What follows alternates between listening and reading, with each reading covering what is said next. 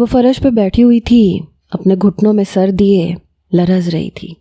آنکھوں سے آنسو مسلسل بہہ رہے تھے اور ہونٹوں پہ ایک ہی فکرہ جیسے ثبت ہو چکا تھا، نہیں نہیں مجھے معاف کر دو۔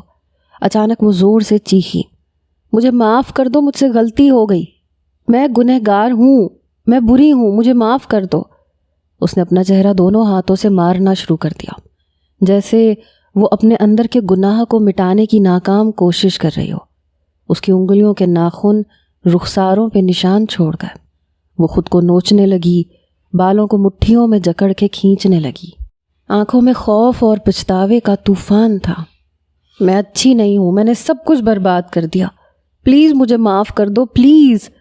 وہ زمین پہ جھک گئی، پیشانی فرش سے لگا کے معافی مانگتی رہی، جیسے کوئی قیدی ہو جو خود ہی اپنے گناہوں کا جج بن چکی ہو۔ کمرے میں ایک سنسناہٹ تھی، ایک ویرانی جو اس کی چیخوں سے بھی نہ ٹوٹی۔ دیواریں گواہ بن چکی تھیں اس اذیت کی جو صرف اندر ہی اندر جیتی ہے، جس کا کوئی علاج نہیں، کوئی دوا نہیں۔ وہ مجھے کبھی معاف نہیں کرے گا، نہ وہ نہ میں خود کو۔ اس کی سانسیں بے ربط ہو چکی تھیں، جیسے ہر سانس ایک سزا ہو۔ بال بکھر چکے تھے، کپڑے گرد آلود تھے، جسم پہ خراشیں تھیں، مگر وہ صرف اندر سے زخمی تھی۔ ایک خاموشی چھا گئی، اس کی آواز ٹوٹ چکی تھی، آنکھوں میں اب صرف ایک خلا تھا، ایک ویرانی جو چیختی نہیں ہے، صرف سسکتی ہے۔ دونوں ہاتھوں سے اپنے بالوں کو نوچتے وہ دیوانوں کی طرح چیخیں مارتے اپنی ایڑیاں رگڑ رہی تھی۔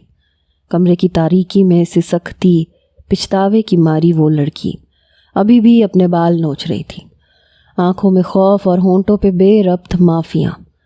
اچانک دروازہ کھلا، وہ قدموں کی چاپ سن کے لرز گئی۔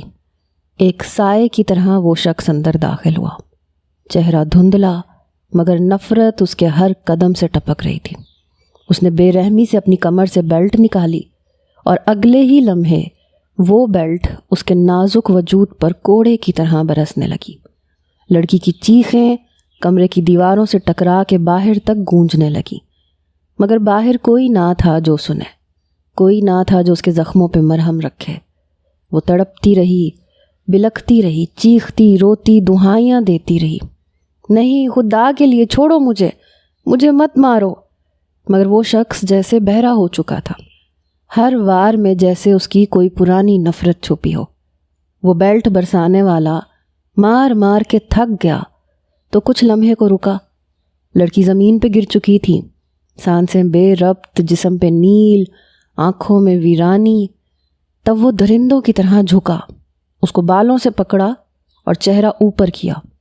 یاد رکھو، وہ گرایا، ساری زندگی تمہیں ایسے سزا ملے گی اور تم کسی کو بتا بھی نہیں سکو گی، کسی کو نہیں۔ وہ اسے دھکا دے کے باہر کی طرف گھسیٹنے لگا، جیسے انسان نہیں کوئی بے جان چیز ہو۔ کمر کے زخموں سے ٹپکتا خون سارے فرش پہ اپنے نشان چھوڑ رہا تھا، لیکن نہ کھینچنے والے میں رحم تھا اور نہ اس لڑکی میں ہمت۔ احسن حسب معمول اپنی ہاتھ میں ماں کے بنائے ہوئے کھانے کا ڈبہ لیے مامی کے گھر آیا۔ سامنے کوئی نہ دکھائی دیا تو اس نے کچن تک کا سفر طے کیا۔ دل کی دھڑکنیں منتشر ہو رہی تھیں، جانتا تھا کہ یہاں اسے خوش آمدید کہنے کے لیے اس کی مامی کا مسکراتا ہوا چہرہ نہیں ہوگا، بلکہ ہمیشہ کی طرح ان کی آنکھوں میں ایک جلن ہوگی اور ایک آگ کا دریا۔ اماں کے مجبور کرنے پہ وہ آ تو گیا تھا، لیکن دل ہی دل میں کلس رہا تھا۔ ڈرائنگ روم میں پار کرتے وہ کچن کے پاس پہنچا جہاں اس کی مامی اسے نظر آ گئیں۔ احسن نے احترام سے سلام کیا، آگے بڑھ کے کھانے کا ڈبہ ان کے سامنے رکھا۔ مامی نے ایک نظر ڈبے پہ ڈالی اور تیکھے انداز میں اسے گھورتے ہوئے بولی، مجھے سب پتہ ہے احسن، یہ روز روز کھانے لے کے آنے کا مطلب کیا ہے؟ تم سمجھتے ہو میں بے وقوف ہوں؟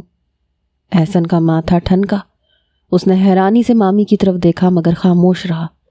مامی ہمیشہ ہی بہت روکھے لہجے میں بات کیا کرتی تھیں، لیکن آج تو ان کے انداز میں ایک عجیب سی تپش اور طنز کا عنصر نمایاں تھا۔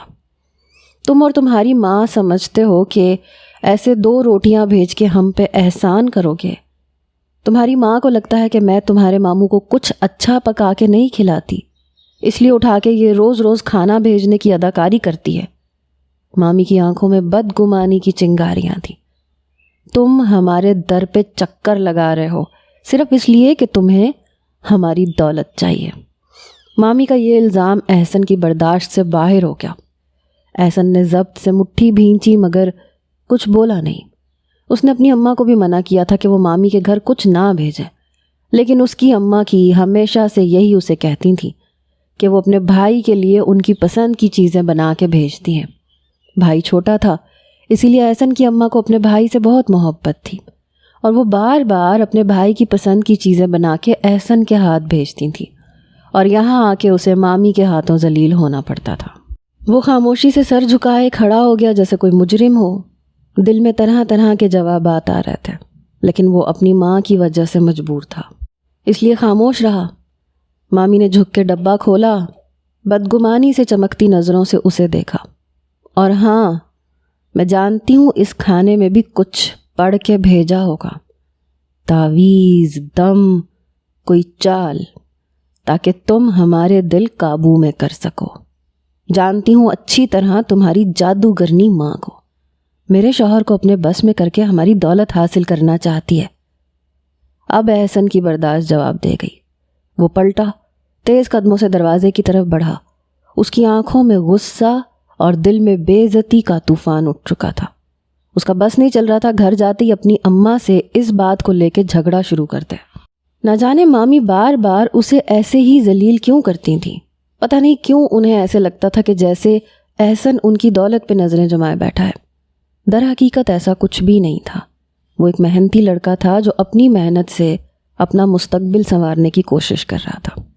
پڑھائی کے ساتھ ساتھ وہ نوکری بھی مینیج کر رہا تھا اور اپنی اماں کو ایک عزت والی زندگی دینے کی کوشش کر رہا تھا، لیکن اس کی ماں کو اپنے بھائی سے جو وہ محبت تھی وہ اسے بار بار ذلت کے اندھیروں میں دھکیل دیا کرتی تھی۔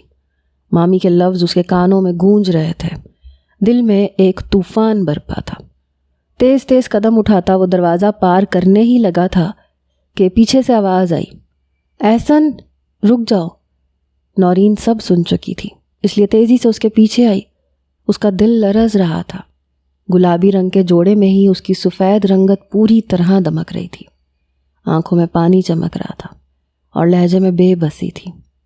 احسن پلیز، موم کو غلط مت سمجھنا، وہ بس تھوڑی سی حساس ہیں، نورین نے نرمی سے کہا۔ اس کی آواز میں دھیما پن تھا، جیسے کسی ٹوٹتے ہوئے رشتے کو تھامنے کی آخری کوشش کی ہو۔ وہ کسی بھی طرح احسن کو ناراض نہیں کرنا چاہتی تھی۔ اس کے دل میں احسن کے لیے جو محبت تھی وہ اس کی نظروں سے جھلکتی تھی۔ حساس، احسن نے تلخی سے کہا، انہوں نے مجھے جادوگر، لالچی، مطلبی سب کچھ کہہ دیا، اب اور کیا باقی ہے؟ میری ماں کو وہ ہمیشہ نہ جانے کیوں جادوگرنی سمجھتی ہیں۔ انہیں لگتا ہے کہ ہم تمہاری دولت پہ مرتے ہیں، جبکہ سچ تو یہ ہے کہ میری ماں تم لوگوں سے بہت محبت کرتی ہیں۔ وہ ایک مخلص عورت ہیں جو ہر رشتے کو اپنی نظر سے دیکھتی ہیں، نہ کہ تمہاری ماں کی نظر سے۔ نورین خاموش ہو گئی، پھر آہستگی سے بولی، میں جانتی ہوں تم ایسے نہیں ہو، مگر تم مجھ سے ناراض نہ ہو، میں صرف تمہیں خوش دیکھنا چاہتی ہوں۔ میری ماں کی غلطیوں کی سزا مجھے نہ دو۔ احسن نے ایک نظر اس کے چہرے پہ ڈالی۔ نورین کی آنکھوں میں محبت تھی، بے بسی تھی، لیکن وہ لمحہ ایسا تھا جب وہ کوئی نرمی نہیں سننا چاہتا تھا۔ میں کون ہوتا ہوں تمہیں سزا دینے والا؟ تم لوگ تو بہت پیسے والے ہو، عزت دار ہو، ہم ٹھہرے غریب۔ احسن کے لہجے میں غصہ اور بے بسی کا احساس تھا۔ مجھے چھوڑو نورین، تم نہیں سمجھو گی، تم بھی انہی لوگوں میں سے ہو جو مجھے اپنے مطلب کے ترازو میں تولتے ہیں۔ تم مامی کی ہی بیٹی ہو، ایک نہ ایک دن تمہیں بھی میں لالچی اور خود غرض ہی نظر آؤں گا، جبکہ سچ تو یہ ہے کہ میری ماں کی محبت مجھے اس در پہ لا پٹکتی ہے۔ غصے کی ایک نظر نورین پہ ڈالتے احسن دروازے سے باہر نکل گیا۔ نورین دروازے کے پاس کھڑی رہ گئی، خاموش، بے بس اور آنکھوں میں کچھ ادھورے خواب لیے وہ اپنے آنسوؤں کو حلق میں اتارنے لگی۔ نہ جانے کیوں اس کی ماں ہمیشہ ہی احسن کو برا بھلا کہہ دیتی تھی اور وہ اپنا دل خراب کر کے ان کی دہلیز پار کرتا تھا اور یہی وجہ تھی کہ وہ کبھی احسن کو بتا بھی نہیں سکی تھی کہ اس کے دل میں احسن کے لیے کیسے جذبات تھے۔ احسن چلا گیا اور وہ بت بنی دروازے کے پاس ہی کھڑی رہی۔ نورین کی آنکھوں سے بہتے آنسو پلکوں کی حد پار کر چکے تھے جب ہی شبانہ بیگم کی کڑک دار آواز نے جیسے اس کے دل پہ کوڑے برسا دیے۔ یہاں کیا کر رہی ہے؟ کس کی اجازت سے اس لڑکے کے پیچھے آئی تھی؟ شبانہ بیگم کچن سے نکلی۔ ان کی آنکھوں میں غصہ دہک رہا تھا، آواز میں زہر گھلا ہوا تھا۔ نورین سہم گئی، آنسو صاف کرتے ہوئے سر جھکا لیا۔ وہ بس جانے لگا تھا تو تم بھی اس کے پیچھے بھاگنے لگی؟ شبانہ بیگم نے اس کا بازو تھام کے جھنجھوڑا۔ میں سمجھتی نہیں ہوں تمہیں، اس لڑکے کے چکر میں تم اپنا گھر بار عزت سب داؤ پہ لگا دو گی۔ تمہیں سمجھ کیوں نہیں آتی؟ تمہاری پھپھو ایک انتہائی چالاک اور مکار عورت ہے جو تمہیں استعمال کرنا چاہتی ہے، اور احسن اس کا ایک مہرا ہے۔ نورین کی زبان گنگ ہو چکی تھی لیکن دل میں ایک بغاوت کروٹیں لینے لگی تھی۔ اس نے آہستگی سے خود کو ماں کی گرفت سے چھڑوایا۔ امی، آپ جو سوچتی ہیں وہ سچ نہیں ہے۔ شبانہ بیگم کے چہرے پہ حیرت کی ایک جھلک ابھری، جیسے ان کی بیٹی پہلی بار ان کے سامنے کھڑی ہوئی ہو۔ کیا کہا تم نے؟ امی، احسن ایسا نہیں ہے جیسا آپ سمجھتی ہیں، اور نہ ہی پھپھو۔ وہ ہمیں اپنی محبت دیتی ہیں ہر بار بنا کسی شکایت کے، اور آپ صرف بدگمانی کرتی رہتی ہیں۔ کیا بگاڑا ہے پھپھو نے آپ کا؟ وہ سال میں ایک بار بمشکل اس دہلیز پہ قدم رکھتی ہیں، صرف بابا کے لیے، محبت سے ان کی پسند کے کھانے بھجواتی ہیں۔ پھر آپ کو اتنی تکلیف کیوں ہے پھپھو سے؟ میں نے تو کبھی پھپھو کو ہمارے کسی معاملے میں مداخلت کرتے نہیں دیکھا، نہ انہوں نے کبھی 1 روپے کی مدد طلب کی۔ پھر کیوں آپ کو لگتا ہے کہ وہ لالچی ہیں؟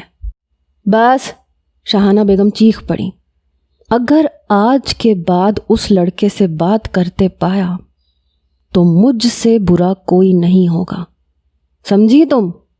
وہ تمہارے قابل نہیں ہے، وہ صرف ہماری دولت کے پیچھے ہے، اور تم اندھی ہو گئی ہو اس کے لیے۔ سب سمجھتی ہوں میں، اپنی پھپھو کی زبان بول رہی ہو، یقیناً وہی بھڑکاتی ہوگی تمہیں ہمارے خلاف۔ ماں کی بات سن کے نورین خاموش رہی، دل زخمی، آنکھیں نم، لیکن محبت کی گہرائی اس کے دل میں بڑھتی ہی جا رہی تھی۔ شبانہ بیگم اسے احسن سے جتنا دور کرنا چاہتی تھیں، وہ اتنا ہی احسن کی محبت کو اپنی روح میں اترتا محسوس کرتی تھی۔ بنا کچھ کہے وہ اپنے کمرے میں آ کے بستر پہ لیٹ گئی۔ چند آنسو بہہ کے تکیے میں جذب ہونے لگے۔ محبت کہیں ادھوری نہ رہ جائے، یہ فکر اسے پوری طرح کھا رہی تھی۔ احسن تیز قدموں سے گلی پار کرتا ہوا اپنے گھر کی طرف بڑھ رہا تھا۔ دل میں ایک طوفان تھا۔ گھر پہنچتے ہی دروازہ کھولا، اندر اماں جائے نماز پہ بیٹھی تھیں، ہاتھ دعا میں بلند کیے وہ نہ جانے خدا سے کیا طلب کر رہی تھیں۔ بیٹا آ گئے؟ مامی نے کچھ کہا تو نہیں؟ انہوں نے جلدی سے دعا مکمل کی اور اٹھ کے اس کے پاس آئیں۔ احسن نے بغور ماں کو دیکھا، ان کی آنکھوں میں وہی محبت، وہی بھروسہ اور شاید لاچاری بھی تھی۔ اماں، آپ کیوں بار بار ذلت کے لیے مجھے بھیجتی ہیں؟ کیا آپ کو اندازہ نہیں وہاں میری کیا عزت رہتی ہے؟ اور مامی آپ کے بارے میں جو کچھ سوچتی ہیں اس کا آپ کو اندازہ بھی ہے۔ پھر بھی آپ ماموں کی محبت میں بار بار مجھے وہاں بھیج کے تماشا بنواتی ہیں۔ فریدہ بیگم بیٹے کی بات پہ خاموش ہو گئی، ایک لمحے کے لیے کمر پہ ہاتھ رکھ کے بیٹھ گئی۔ میں صرف اپنے بھائی کے لیے بھیجتی ہوں بیٹا، وہ جب بھی آتا تھا چنے کی دال بہت شوق سے کھاتا تھا، دل کرتا ہے اس کی پسند کی چیزیں بناؤں۔ شاید کہیں سے وہ محبت لوٹ آئے جو بچپن میں تھی۔ اب تو اس نے ہمارے در کا رخ کرنا ہی چھوڑ دیا، کم سے کم میں ہی ہمارے رشتے کو زندہ رکھنے کے لیے کوشش کر لوں۔ احسن نے آنکھیں بند کر لیں۔ وہ وقت گزر چکا ہے اماں، اب وہاں صرف تذلیل ہے۔ وہ 5 اسٹار میں کھانا کھانے والے لوگ ہیں، آپ کی چنے کی دال سے اب ان کا کوئی تعلق نہیں۔ آپ کو کیا لگتا ہے وہ آپ کی چنے کی دال کو یاد کرتے ہوں گے، یا پھر آپ کے بنائے سادہ سے کھانوں میں انہیں محبت کا احساس ہوتا ہوگا؟ انہیں لگتا ہے آپ چال باز ہیں، آپ جادوگرنی ہیں، اور یہ سب کچھ آپ صرف ان کی دولت کے لیے کر رہی ہیں۔ فریدہ بیگم کی آنکھوں میں آنسو تھے، لیکن انہوں نے کچھ نہیں کہا۔ اماں دوبارہ میں ان کے گھر کچھ نہیں لے کے جاؤں گا، بہتر یہ ہے کہ آپ بھی ان کی طرح ان سے لا تعلق ہو جائیں۔ احسن نے غصے میں اپنے کمرے کا رخ کیا اور فریدہ بیگم کی آنکھوں سے آنسو سیلاب کی مانند بہنے لگے۔ کیا بتاتی اسے کہ جس بھائی کو گودوں میں پالا تھا، محبت سے بڑا کیا تھا، اسے بھولنا، اسے نظر انداز کرنا ان کے لیے ناممکن تھا۔ ایک ہی گھر میں، ایک ہی کمرے میں رہنے والے دو بہن بھائی اتنے اجنبی ہو گئے، انہیں خود بھی پتہ نہ چلا۔ وہ بیوہ ہوئی تب بھی ان کے بھائی نے ان کی تکلیف کو محسوس نہیں کیا۔ سال میں جو کبھی ایک بار ان کے دروازے پہ آتا تھا وہ بھی ختم ہو چکا تھا۔ کیا پیسہ رشتوں کو کھا جاتا ہے؟ بس یہی بات انہیں تکلیف پہنچایا کرتی تھی۔ اپنے آنسو صاف کرتے انہوں نے کمر پکڑے باورچی خانے کا رخ کیا۔ دل کے بہلانے کو بس ایک ہی جگہ باقی تھی۔ آپ کی بہن نے پھر یہ دال اٹھا کے بھیج دی ہے۔ مجھے سمجھ نہیں آتا یہ سب کچھ کیوں کرتی ہے وہ۔ مجھے آپ کی نظروں میں گرانا چاہتی ہے، یا پھر یہ باور کروانا چاہتی ہے کہ ان کے گھر میں کھانے کو کچھ نہیں۔ شبانہ بیگم نے اپنی ساری نفرت اپنے شوہر جلیل صاحب کے سامنے نکالنی شروع کر دی، اور وہ خاموشی سے بیوی کو دیکھ رہے تھے۔ کیوں اتنی بدگمان ہوتی ہو آپا سے؟ محبت میں کچھ بھیج دیتی ہیں، تمہارا کیا جاتا ہے؟ تمہارے کہنے پہ اب میں ان کے دروازے کا رخ بھی نہیں کرتا۔ آپ سمجھ کیوں نہیں رہے؟ وہ آپ کی بیٹی کو اپنے قابو کر رہی ہیں۔ آج آپ کی بیٹی نے میرے آگے زبان چلائی ہے، اور وہ بھی اس احسن کے لیے۔ وہ احسن یہاں اسی لیے تو آتا ہے تاکہ نورین کو مٹھی میں اتارے اور اس سے شادی کر کے سب کچھ حاصل کر لے۔ پتہ ہے نا اسے کہ نورین ہماری اکلوتی بیٹی ہے، اسی لیے۔ لیکن بتا رہی ہوں میں آپ کو، آپ کی باجی اور بھانجے کا یہ کھیل میں کبھی کامیاب نہیں ہونے دوں گی۔ آپ جلد سے جلد نورین کے لیے کسی بڑے گھرانے میں رشتہ تلاش کریں، دھوم دھام سے میں اسے رخصت کروں گی، اور بتا دوں گی آپ کی بہن کو کہ اس کے یہ طریقے کبھی کامیاب نہیں ہو سکتے۔ بیوی کی بات سن کے جلیل صاحب کی آنکھیں حیرت سے پھیلی تھیں۔ احسن اور نورین کا بھلا کیا جوڑ ہے؟ آپا ہرگز بھی ایسا نہیں سوچیں گی۔ احسن نورین سے پورے 7 سال بڑا ہے، اور پھر وہ اس کے قابل بھی نہیں ہے۔ جلیل صاحب نے سگار سلگاتے نفی میں سر ہلایا تھا۔ آپ بہت سیدھا سمجھتے ہیں نا اپنی بہن کو۔ بہت جلد آپ کو پتہ چل جائے گا کہ جو میں کہہ رہی ہوں وہی سچ ہے۔ بہتر یہ ہے کہ آپ نورین کے لیے رشتہ تلاش کریں۔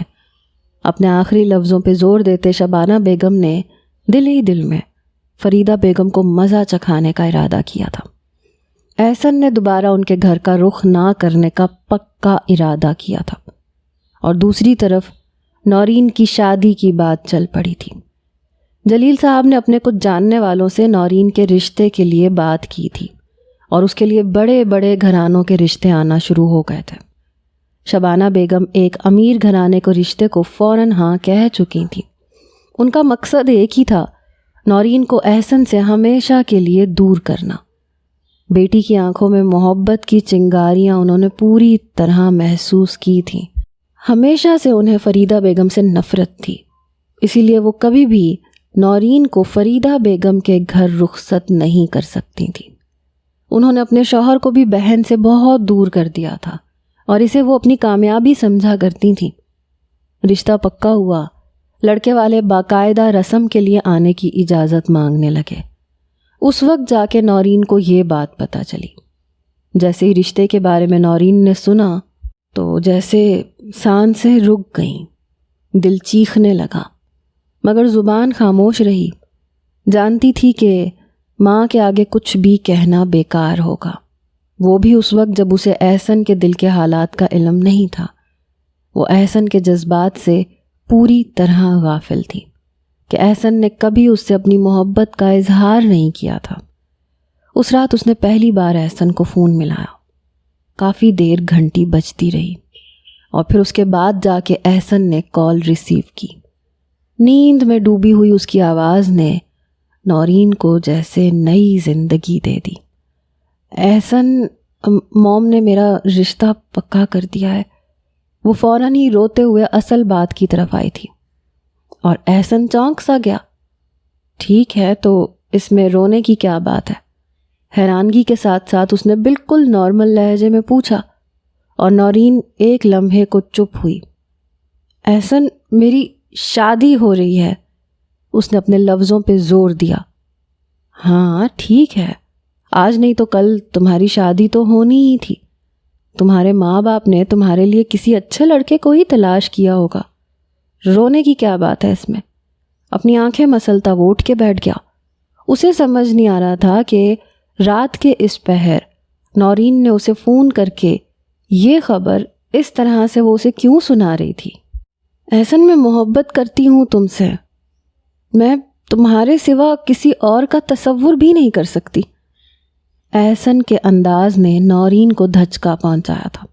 اسے لگا تھا کہ وہ بھی محبت کے سفر میں اس کا ہم قدم ہوگا۔ نورین، بے وقوفوں جیسی باتیں مت کرو، اور خبردار جو آئندہ ایسی کوئی بات اپنی زبان پہ لائی تو تمہاری ماں پہلے ہی ہمیں بہت برا بھلا کہتی ہیں۔ میں نہیں چاہتا کہ اب تمہاری کسی بے وقوفی کی وجہ سے ہم پہ مزید جادوگر ہونے کا یا لالچی ہونے کا ٹیگ لگے۔ تمہاری ماں جہاں کہتی ہیں وہاں شادی کرو اور اپنی زندگی سنوارو۔ میں بہت غریب آدمی ہوں، پڑھائی کے ساتھ ساتھ نوکری کرتا ہوں، اماں بیمار رہتی ہیں، ان کا علاج بھی میری ذمہ داری ہے۔ میں تمہاری محبت کے چکر میں پڑ کے اپنی زندگی برباد نہیں کر سکتا۔ احسن نے صاف لفظوں میں اس کے جذبات کو ٹھکرایا تھا۔ نورین کے اندر سناٹا اتر گیا۔ اس نے تو سوچا بھی نہیں تھا کہ احسن اس طرح اسے صاف انکار کر دے گا۔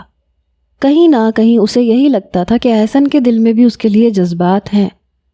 احسن پلیز، میں مر جاؤں گی تمہارے بغیر، وہ فوراً تڑپ کے بولی۔ تو مر جاؤ، کس نے روکا ہے؟ بے مروتی سے کہتا وہ فون کاٹ چکا تھا اور احسن کے لفظوں نے اس کی جان نکال دی تھی۔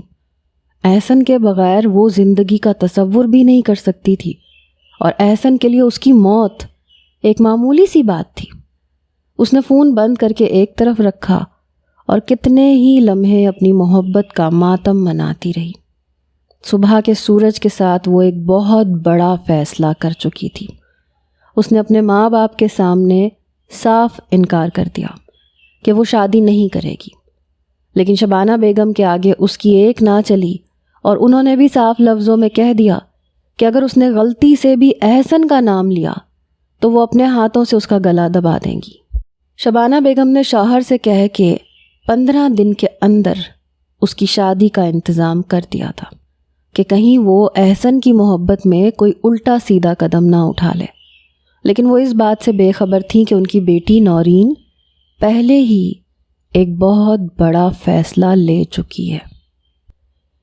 وہ بالوں سے گھسیٹتے ہوئے اسے پچھلے حصے کے تاریک اسٹور میں لے گیا، دروازہ زور سے بند کیا اور باہر سے موٹے تالے میں زنجیر ڈال کے بند کر دیا۔ کمرے میں مکمل اندھیرا تھا، اتنا گھنا کہ سانس گھٹنے لگے۔ وہ زمین پہ گری، لرزتے ہاتھوں سے دیوار کو ٹٹولا، ساکت جسم کو سنبھالنے کی کوشش کی، مگر درد ہر جوڑ میں بجلی کی طرح دوڑ رہا تھا۔ چند لمحے بعد باہر سے میوزک کی آواز ابھری، اونچی موسیقی، کہے، عورتوں کی بلند ہنسی، گھنگروؤں کی جھنکار۔ وہ اب دوسری لڑکیوں کے ساتھ محفل سجا چکا تھا۔ مہمان آئے تھے، چمکتی روشنیوں میں کہے بکھر رہے تھے، مہنگے مشروبات بہہ رہے تھے، اور وہ تاریک اسٹور میں دیوار سے لگی نڈھال جسم کے ساتھ فرش پر بیٹھی تھی۔ خدا کے لیے دروازہ کھولو پلیز، مجھے نکالو یہاں سے۔ اس کی چیخیں، اس کی فریادیں، اس کے نازک وجود کی تھر تھراتی آواز، مگر باہر چلتی تیز موسیقی میں سب دب کے رہ گیا۔ کسی نے اس کی بے بس چیخوں کو نہیں سنا۔ وہ دروازے کے پاس گھسٹتی، مکے مارتی، آوازیں دیتی، لیکن جب امید دم توڑ گئی تو وہ واپس دیوار سے ٹیک لگا کے بیٹھ گئی۔ کمرے کی ہوا گھٹن زدہ تھی، آنسو بنا رکے اس کے چہرے پہ بہہ رہے تھے، آنکھیں لال ہو چکی تھیں، لب ہولے ہولے کانپ رہے تھے، جیسے کوئی دعا ہو یا کوئی آخری التجا۔ وہ خاموشی سے بیٹھے بیٹھے خود ہی سے لپٹ گئی، اپنے گھٹنوں کو باہوں میں لے کے سر جھکا لیا۔ دل کی نظروں سے وہ باہر کا منظر دیکھنے لگی، جہاں وہ درندہ صفت انسان عیاشی میں مصروف تھا، اسے اذیت کی انتہاؤں پر پہنچا کر وہ اپنی زندگی کو رنگین کر رہا تھا۔ اب کوئی آواز باقی نہیں بچی تھی، بس آنکھوں سے بہتے خاموش آنسو تھے اور چاروں طرف تاریکی کا وہ سمندر جس میں وہ ڈوب رہی تھی۔ کئی گھنٹوں کے بعد آخر کار اسٹور کا زنگ آلود دروازہ کھلا۔ باہر کی روشنی آنکھوں میں چبھنے لگی، مگر وہ روشنی نہیں، وہ تھا، وہی بے رحم، سنگ دل، نشے میں ڈوبا ہوا۔ لڑکھڑاتے قدموں سے اندر داخل ہوا، اس کی سانسوں سے شراب کی بدبو صاف محسوس ہو رہی تھی۔ ہاتھ بڑھایا اور بغیر کچھ کہے بالوں سے پکڑ کے اسے گھسیٹتا ہوا باہر لے کے آیا۔ اس کا جسم کمزور ہو چکا تھا، ہر قدم پہ جیسے جان نکلتی جا رہی تھی۔ وہ چیخی نہیں، نہ مزاحمت کی، بس گھسٹتی چلی گئی، جیسے ہر احساس مفلوج ہو چکا ہو۔ کمرے میں پھینکا، زمین سے ٹکرا کے وہ تڑپ گئی۔ وہ اس کے چہرے پہ جھکا اور نفرت سے بھرپور ایک تھوک اس کے چہرے پہ پھینک دیا۔ تمہاری اوقات بس یہی ہے، گندگی، کمینی عورت۔ الفاظ زہر تھے جو بدن پر نہیں روح پہ کوڑے برسا رہا تھا۔ وہ سہمی، چپ چاپ، بے جان نظر آتی، جیسے زندگی کے کسی اور کنارے پہ جا چکی ہو۔ پھر جاتے جاتے اس نے ایک زوردار تھپڑ اس کے چہرے پہ مارا، سر دیوار سے جا ٹکرایا، ہونٹوں سے خون رسنے لگا۔ وہ فرش پہ گر گئی، ہاتھ بے ساختہ لبوں پہ گیا، آنکھوں میں ایک اذیت زدہ خاموشی تھی۔ اس کی انگلیوں پہ خون لگا ہوا تھا۔ اس نے وہ خون دیکھا، ایک لمحے کے لیے جیسے وقت تھم گیا، پھر وہ فرش سے پشت لگا کے بیٹھ گئی، زخم خوردہ جسم، بکھرے بال، سوجی ہوئی آنکھوں کے ساتھ۔ وہ دل تھام کے رونے لگی، اور پھر آہستہ آہستہ اس کی آنکھوں میں ماضی کے کچھ دھندلے سائے ابھرنے لگے۔